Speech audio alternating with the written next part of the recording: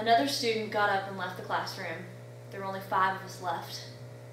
I looked down at the paper in front of me. It was the first exam of the semester, and I felt my heart racing and my chest constricting, and I had trouble breathing. It was very hard to focus on what I was trying to do. The symbols in front of me just kept sliding around on the page, and I really just did not know if the answer was supposed to be negative or positive. I shared the experience with a friend later that day over lunch, and I said, trying to describe what had happened, "It's like I have dyslexia, but with math." And she said, "Do you know that really does exist? It's called dyscalculia." Just kidding. Forgot to switch it. And so I was very curious to find out more about what this disorder was. So I started to research, and I found out that the term dyscalculia literally does mean math dyslexia. It's a disorder, a learning disorder, much like dyslexia, which, if you know dyslexia, simply means that people have trouble getting the order of letters and words correct, and it's difficult for them to read and comprehend written speech. Dyscalculia is the same thing, only with numbers. If you look at the math page, you see numbers and symbols, and it's just very hard to get the order correct or comprehend what's on the written page. There are 2 basic causes of dyscalculia. It is generally thought to be biological, but there is also circumstantial causes. Scientist Daniel Ansari is one of the leading researchers in the field right now, and he discusses the idea of acquired dyscalculia, and he suggests that although almost all dyscalculics probably do have biological roots in the disorder, that their circumstances probably contribute to it as well.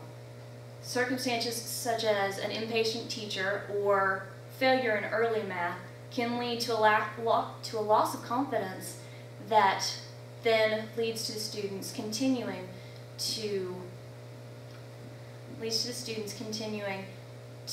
lose confidence and then just eventually give up and not be able to do it. Symptoms that I noticed that I had with dyscalculia.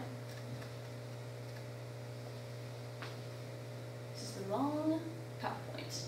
Do you want to start over? No, that's okay. Symptoms that I noticed that I had with dyscalculia are confusing basic symbols, the inability to memorize multiplication tables. Even from a young age, my mother would try to teach me the multiplication tables. I would have them memorized for a week, and I would forget them.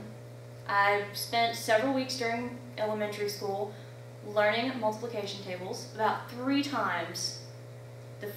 In about first grade, again in 5th grade, and again in high school, but I still can't remember multiplication tables. Difficulty reading analog clocks. My mom thought I was just lazy, but I've never been able to read analog clocks without taking about 5 minutes to figure out which one's the hour hand and the second hand. Difficulty distinguishing between right and left has always been difficult for me. Dyslexia of numbers, again, the literal meaning of the word. Reading a number such as 57 as 75, etc. Further symptoms, which I do not experience, are things like difficulty with directions, north or south, forgetting where you parked your car in Walmart can sometimes be a symptom of dyscalculia. The inability to memorize numbers in addresses, birthdays, and phone numbers. Some people have the disorder so severely that they can't remember their home address and have trouble getting back home if they live in an urban area.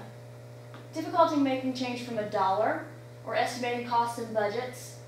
These kinds of things can be very crippling in the real world.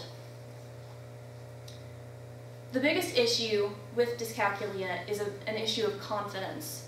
If a child perceives themselves as being unintelligent, they will believe that they are because other people believe that they do.